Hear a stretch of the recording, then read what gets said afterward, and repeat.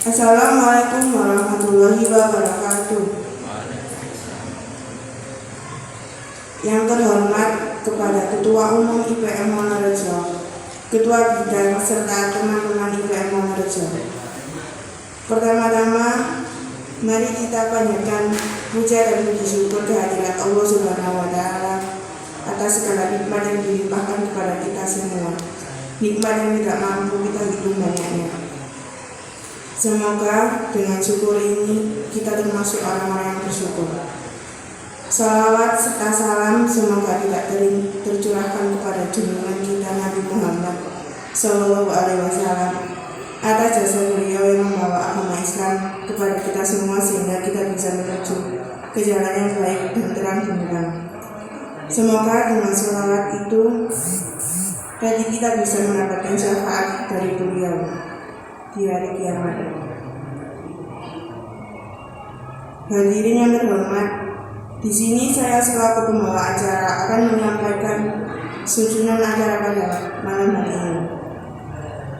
Pertama yaitu pembukaan, kedua pembacaan ayat suci oleh Muhammad Al-Yubi, yang ketiga sambutan Ketua Umum Ormas Al-Islam, yang keempat tausiah, dan terakhir doa.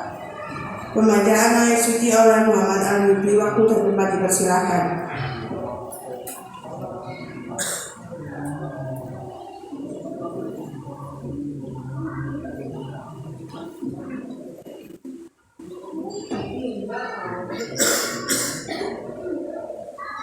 أعوذ بالله من الشيطان الرجيم بسم الله الرحمن الرحيم سبح اسم ربك الأعلى الذي خلق فسوى والذي قدر فهدى والذي أخرج المرعى فجعله غثاء أحوى سنقرئك فلا تنسى إلا ما شاء الله إنه يعلم الجهر وما يخفى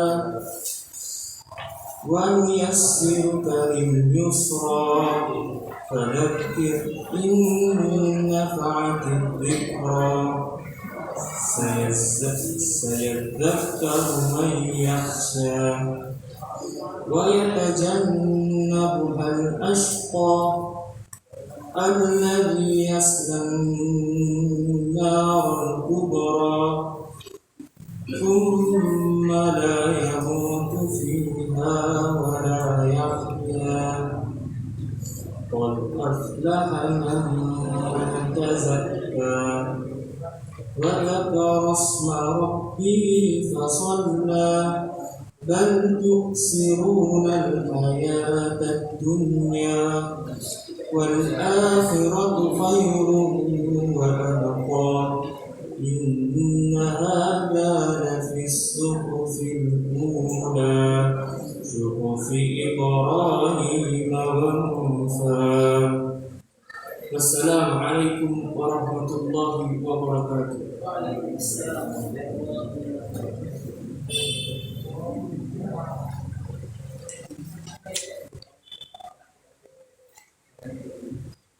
Sambutan Ketua Umum Ormas Al-Islam, waktu dan tempat dipersilakan.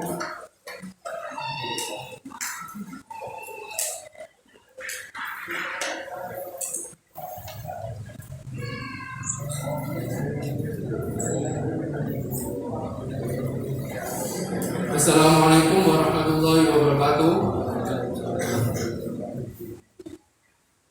Yang terhormat Ketua IPM dan para jajarannya dan teman-teman sekalian yang saya cintai, saya sebagai Ketua Ormas Al-Islam mengucapkan selamat datang dan terima kasih telah menghadiri dan mengadakan acara muhadharah di Masjid Al-Islam ini. Sedikit pesan dari saya. Hadis riwayat Muslim, sesungguhnya para pemimpin yang adil di sisi Allah akan berada di atas mimbar yang terbuat dari cahaya. Mereka akan berada di sebelah kanan Zat yang Maha Pemurah, dan kedua tangannya juga berada di sebelah kanannya. Mereka itulah orang-orang yang berlaku adil terhadap ketentuan hukum rakyat dan terhadap kekuasaan yang dilimpahkan kepada mereka. Hadis riwayat Muslim. Jadi bukan hanya mengadakan acara di suatu tempat yang mungkin memberatkan yang lain, dan juga harus melihat kondisi masing-masing anggota agar menjadi ketua yang adil. Sekian dari saya, kurang lebihnya mohon maaf dan terima kasih. Assalamualaikum warahmatullahi wabarakatuh.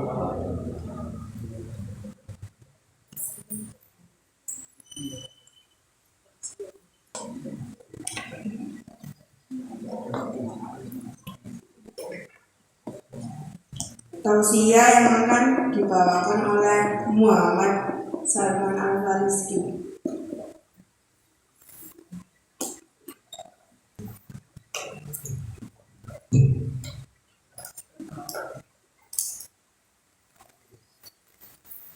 Assalamualaikum warahmatullahi wabarakatuh. Innal hamdalillah nahmaduhu wa nasta'inuhu wa nastaghfiruh wa na'udzu billahi min shururi anfusina wa min sayyiati a'malina. Man yahdihillahu fala mudilla lahu wa man yudlil fala hadiya lahu. Asyhadu an la ilaha illallah wahdahu la syarika lahu wa asyhadu anna Muhammadan 'abduhu wa rasuluhu la nabiyya ba'da. Fa inna asdaqal hadits kitabullah wa khairal hadi hadi Muhammadin sallallahu alaihi wasallam wa syarrul umuri muhdatsatuha wa kullu muhdatsatin bid'ah wa kullu bid'atin dhalalah wa kullu dhalalatin fin-nar. Allahumma la sahla illa ma ja'altahu sahla wa anta taj'alul hazna idza syi'ta sahla. Hadirin yang terhormat kepada Ketua IPM Mulrejo serta jajaran dan teman-teman IPM Mulrejo sekalian. Marilah kita bersama-sama selalu bersyukur kepada Allah Subhanahu wa taala karena sampai dengan detik ini Allah masih memberikan kesempatan kepada kita untuk dapat menghadiri majelis ilmu ini. Tentunya itu semua kehendak dari Allah Subhanahu wa taala. Dan tak lupa dari itu salawat dan salam terus tercurahkan kepada junjungan kita Nabiullah Muhammadin sallallahu alaihi wasallam, karena atas petunjuk dari beliaulah, karena atas pedoman dari beliaulah kita sampai dengan detik ini dapat mengenal Al-Islam sebagai salah satu agama yang diridhoi oleh Allah, dan semoga kita semuanya dihindari dari kesesatan. Amin. Pada kesempatan kali ini saya akan menjelaskan beberapa hadis yang salah satunya ada dalam kitab Arba'in An-Nawawiyah yang dikarang oleh Al-Imam, yakni beliau adalah salah satu ahli hadis dan beliau adalah seorang ulama besar, ulama tafsir yang mengarang 42 hadis. Di sini saya akan menjelaskan hadis yang pertama. Imam An-Nawawi ini memiliki 42 hadis. Hampir semua hadis yang beliau karang ini adalah hadis-hadis yang sahih. Jadi tidak ada hadis-hadis yang dhaif, yang palsu, tidak ada. Kalau teman-teman bisa beli, insyaallah, ini bukunya adalah syarah kitab Arba'in An-Nawawiyah, yakni karangan Dr. Anus Mustafa Al-Bugha. Jadi bisa dicari di Shopee nanti kalau beli. Tapi ini saya pakai dari masjid. Hadis yang pertama ini berkaitan dengan niat seseorang. Bahwa hadis yang pertama ini menjelaskan bahwa segala perbuatan itu ditentukan dengan niatnya. Hadis ini menyebutkan bahwa An Amirul Mukminin Abi Hafsin Umar Umar bin Khattab, yang artinya adalah Amirul Mukminin Abu Hafs. Abu Hafs ini julukan daripada Umar, yang artinya Hafs itu artinya singa. Jadi julukan daripada Umar itu Hafs. Umar bin Khattab radhiyallahu anhu berkata,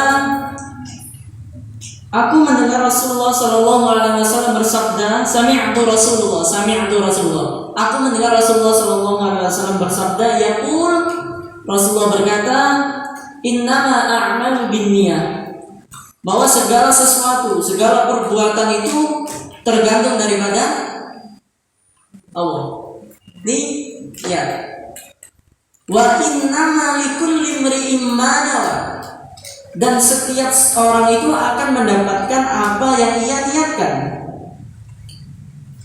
Faman kana hijratuhu ila Allahi wa rasulih, dan barang siapa yang hijrahnya itu karena Allah dan Rasulnya, wa man kana hijratuhu ila Allahi wa rasulih, fa hijratuhu ila Allahi wa rasulih, maka dia itu benar-benar hijrahnya itu karena Allah dan Rasulnya.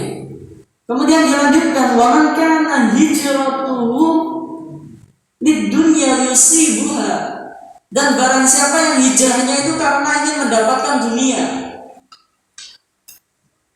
Terus kemudian dilanjutkan, fa hijratuhu imra'atin yankihuha, atau ingin mendapatkan wanita yang ia ingin nikahi.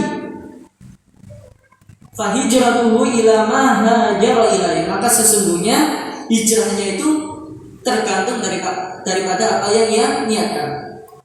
Kemudian apa yang bisa kita petik daripada hadis yang diriwayatkan oleh Imam An-Nawawi rahimahullah, semoga Allah memberikan beliau ampunan.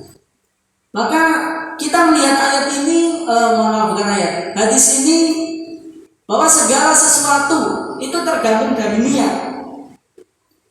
Maksudnya niat di sini adalah niat yang ikhlas, dibarengi dengan doa dan ikhtiar. Segala pekerjaan yang tidak didasari daripada niat pasti tidak akan terkerjakan, karena niat. Contoh, kita mau sholat, wes kerungu adan, tapi si asik-asik ngegame. Kalau niat, ngerti kalau itu panggilan dari Allah, pasti mangkat, budal. Tapi kalau tidak ada niat, saya tetap ngegame, wayai adzan kadang budal sholat, berarti gak ada niat. Di satu sisi Allah sih karena niat, tapi gak karena mengharapkan ridhonya Allah. Makanya di sini dijelaskan, faman kana hijratuhu 'ala Allah, dan barang siapa yang hijrahnya itu karena Allah, maka dia akan mendapatkan sesuai apa yang ia inginkan. Tapi kalau dia hijrahnya karena dunia, karena ingin mencari kekayaan seumpama, karena ingin mencari popularitas, ingin mencari fans dan lain sebagainya, ingin mencari uang, ingin dikenal sebagai orang yang masyhur di kalangan masyarakat, benar dia akan mendapatkan itu, tapi tidak akan mendapatkan pahala dari Allah, karena niatnya sebagaimana. Makanya sebelum sholat kita kan pasti membaca niat, usolli fardhu gini. Ya Allah, bahkan di doa iftitah itu dijelaskan, qul inna sholati wa nusuki wa mahyaya wa mamati lillahi rabbil alamin. Bahkan kita itu berpasrah kepada Allah. Dan kalau orang niatnya benar, niatnya itu sudah diniati dalam hati, ya Allah kepingin sholat hanya untuk mencari ridhomu saja, maka Allah juga akan menetapkan pahala bagi dia. Makanya orang yang angel mangkat gaya sholat karena nggak tahu apa itu sholat, fungsinya sholat itu apa, faedahnya sholat itu apa, manfaatnya daripada sholat itu apa, nggak ngerti. Mengatakan hayya 'alas sholat, marilah sholat. Akhirnya kan kita bertanya, ya Allah kenapa saya itu harus sholat?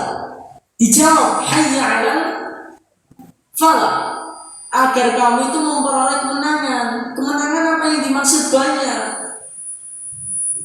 supaya kamu itu memperoleh kemenangan itu bukan hanya kemenangan di dunia, kata Allah. Aku jamin nanti kesuksesan kamu itu di dunia dan di akhirat. Itu pasti. Kata Allah, kamu tidak sholat pun tidak menurunkan status saya sebagai Tuhan. Tapi dengan sholat itu wasilah untuk meminta kepada aku agar kamu itu memperoleh kesuksesan bukan hanya di dunia. Makanya kalau orang sholatnya sudah benar, sudah menancap dalam hatinya, dalam jiwanya, maka sifat daripada sholat itu akan berpengaruh dalam kehidupan. Banyak sekali orang yang sholat tapi masih meremehkan yang lain, merasa dirinya paling benar. Padahal setiap hari dia sujud, tapi tidak membekas daripada sujudnya itu tadi. Sia-sia sholat. Kata Allah, ngapain kamu sholat? Kamu sholat gak terima, laku sholat. Maka kita harus mewaspadai hal ini. Tak seumpama males, kalau niatan kayak sholat, gak usah sholat. Daripada pegel-pegel boleh pahala, kan seperti itu. Makanya semua amalan yang kita kerjakan itu berasal dari niat. Padahal nggak sekolah, belajar di teman-teman ini. Tapi kalau usaha yang ngandung doa atau ya iso. Semua itu harus ada ikhtiarnya, usahanya. Terus kemudian di sini juga dijelaskan bahwa yang dimaksud daripada niat itu adalah bukan hanya diniati tok, tapi dilakoni. Contoh kalimat tauhid sama syahadat, asyhadu an la ilaha illallah. Bahkan setiap sholat kita selalu membaca kalimat tersebut.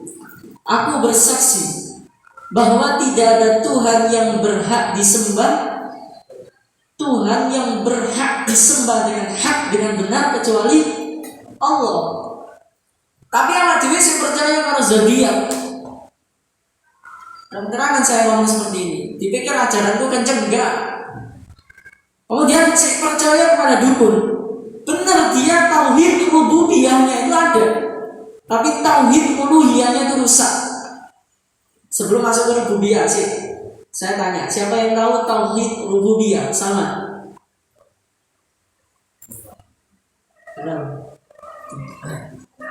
Ayo, siapa yang tahu tauhid rububiyah? Ayo, tauhid rububiyah, karena saya ngerti. Oke, kita jelaskan. Contoh sekarang, tauhid rububiyah. Orang kafir pada zaman Quraisy dulu itu mempercayai bahwa ada penguasa di alam semesta ini. Dia percaya bahwa ada Allah. Benar ya? Tapi setelahnya dia tidak bertauhid uluhiyahnya, gak sholat. Aneh, wong kafir tapi mempercayai Allah. Tauhid rububiyahnya dia benar, tapi tauhid uluhiyahnya tidak ada. Saya contohkan di era yang sekarang. Contoh, kita ada orang Islam. Islamnya tak jawab, Islam kejawen, terang-terangan. Islam kejawen. Dia percaya bahwa tidak ada Tuhan itu yang berhak disembah kecuali Allah, kan seperti itu ya. Tapi setiap daripada malam satu surah, dia mengerjakan amalan-amalan syirik. Contohnya menyembelih kerbau, ngedusi keris dan lain sebagainya. Benar, dia tauhid rububiyahnya ada karena dia percaya bahwa ada Allah. Tapi uluhiyahnya itu rusak. Uluhiyah itu dalam konteks spiritual. Contoh sholat itu uluhiyah. Jadi kalimat syahadat ini bukan hanya ngomong tok kayak apa, asyhadu an la ilaha illallah wa asyhadu anna muhammadan abduhu wa rasuluh, tapi tidak membekas dalam kehidupan sehari-hari. Itu percuma. Bahkan ada buku itu karangan dari siapa itu saya lupa, jenenge Kafir Tanpa Sadar.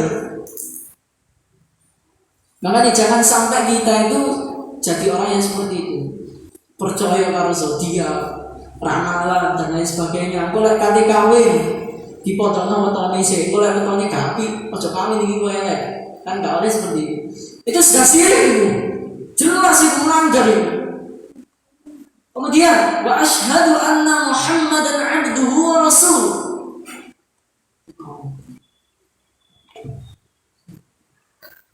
Dan saya bersaksi bahwa Nabi Muhammad itu adalah utusan Allah. Tapi dalam kehidupan saya membanding-bandingkan antara Allah dan Rasulnya. Contohnya apa? Menyamakan kedudukan Allah dan Rasulnya. Jaluk neng kuburannya Rasul dan lain sebagainya. Saya tidak perlu menjelaskan karena nantinya takutnya rapi seperti itu. Kok dipikir ajaran itu terlalu keras? Enggak. Tapi nanti semoga kita bisa belajar nantinya dan Allah memberikan kemudahan dalam kepada kita untuk supaya bisa belajar yang benar. Jadi semoga kita itu paling enggak ya iso lah memilah-milah mana yang benar dan mana yang salah.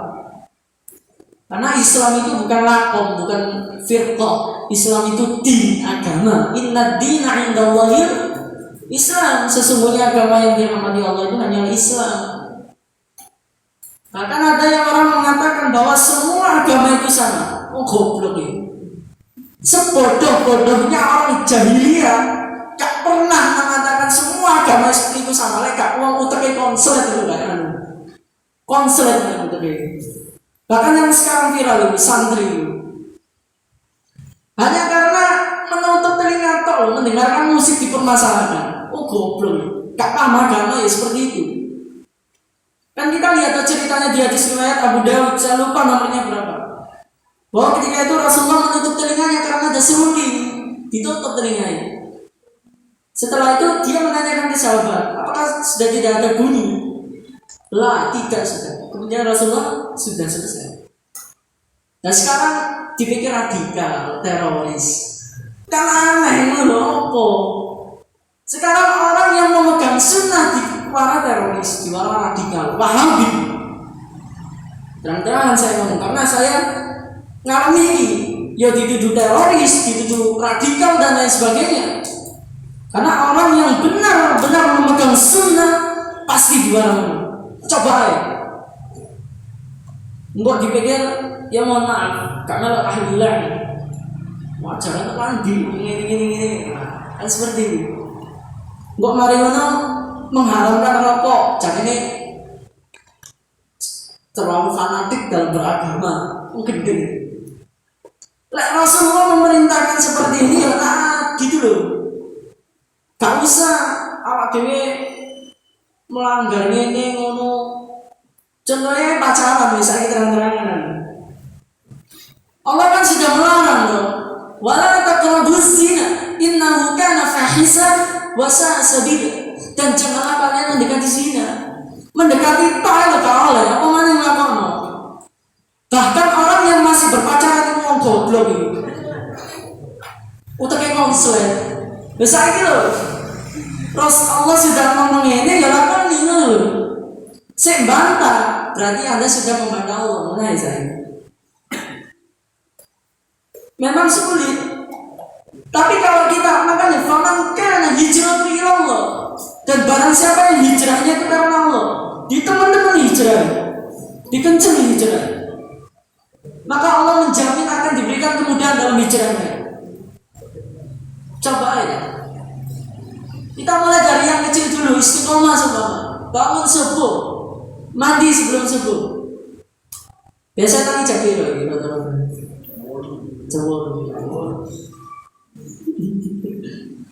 coba dibiasakan, turu ya coba bunyi. Makanya saya lupa di sini orang Islam itu yang sebenarnya adalah yang ada di sini. Meninggalkan hal-hal yang tidak bermanfaat. Benar tak? Ngapain turu bunyi-bunyi hanya game? Orang Islam itu meninggalkan hal-hal yang tak bermanfaat. Menurut mari ngono lali, wis diceluk ibune. Wis kadung ngegame ngono wis lali gitu. Jadi kamu kalau ingin membedakan mana orang Islam sampai enggak itu, kalau orang Islam ya dia itu meninggalkan hal-hal yang tidak bermanfaat. Sing sekiranya gak bermanfaat tinggal. Gua enggak waktu ngegame toh. Mending dia belajar. Ya coba belajar agama toh. Belajar sih lain, terutama sekolah. Dikira orang-orang yang taat agama itu mek ngono-ngono tok ya enggak. Bahkan saya melihat di IG ada tantangan challenge bahwa disuruh milih. Menilai wis rabi, milih wong lanang sing alim apa sing sugih.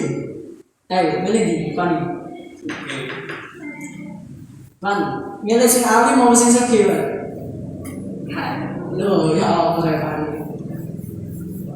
Bahkan dia jawab itu milih orang sing sukses, sing sugih. Apa alasannya loh? Soalnya lek taat agama itu wis ngono-ngono tok, katanya gak tahu. Kalau orang sudah taat kepada agama, pasti dia mumpuni dalam urusan dunia. Tak jamin. Menit oleh orang sing lain, sing alim, pasti sugih. Ya aku gak alim, kurang. Jadi kita itu paling enggak yo iso lah setidaknya mentaati Allah dan Rasulnya, supaya kita enggak tersesat dengan sekarang itu era zaman ini wis rusak lah.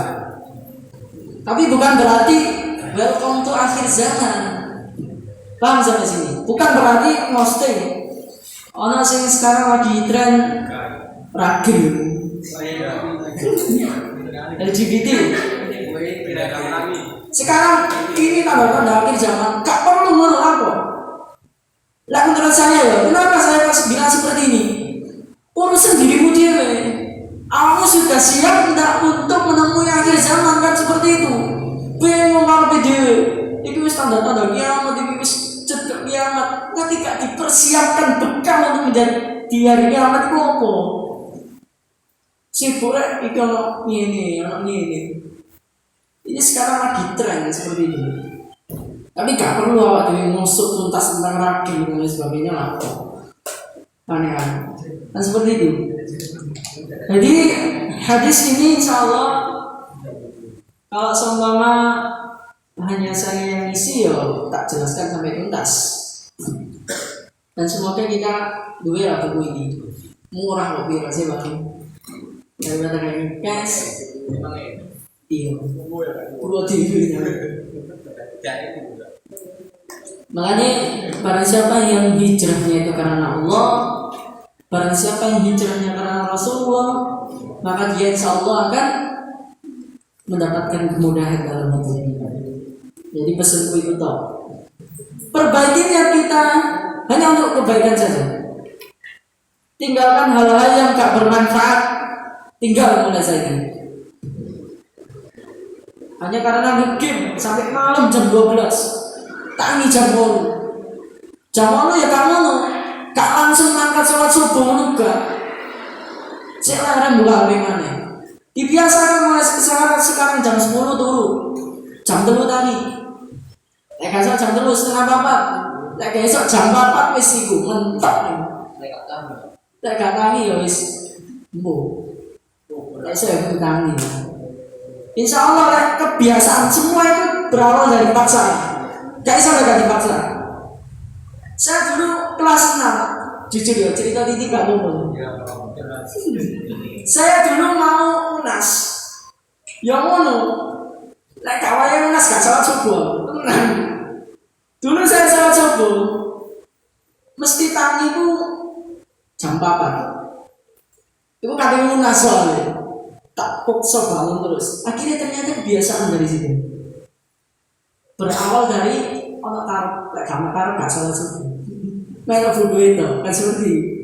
Saya dulu menurut aku lek karena UNAS kalau gak salah subuh. Tapi semua itu Allah memberikan kemudahan kepada saya sampai dengan 3 tahun ini bisa istiqomah bangun semua apa. Lapo ya bisa diisi dengan belajar dan lain sebagainya. Bukan hanya sholat toh. Makanya orang-orang yang beriman itu ciri-cirinya adalah lihat dia itu mempunyai planning keseharian. Jam segini saya harus ngapain? Jam 8 saya harus ngapain? Jam 12 saya harus ngapain? Jadi orang-orang yang senantiasa beriman itu pasti punya planning. Oh ya jam 12 sholat duhur. Jam ini lapo. Sih gak bermanfaat tinggal. Sekiranya yang gak bermanfaat tinggal. Jadi seperti itu. Oke, karena terlalu lama misalnya. Saya tutup dengan doa. إن الله وملائكته يصلون على النبي يا أيها الذين آمنوا صلوا عليه وسلموا تسليما اللهم اغفر للمسلمين والمسلمات والمؤمنين والمؤمنات الأحياء منهم والأموات إنك سميع قريب مجيب دعوة ويا قاضي الحاجات ربنا تقبل منا إنك أنت السميع العليم وتب علينا إنك أنت التواب الرحيم ربنا آتنا في الدنيا حسنة وفي الآخرة حسنة وقنا عذاب النار سبحان ربنا رب العزة عما يصفون والسلام على المرسلين والحمد لله رب العالمين.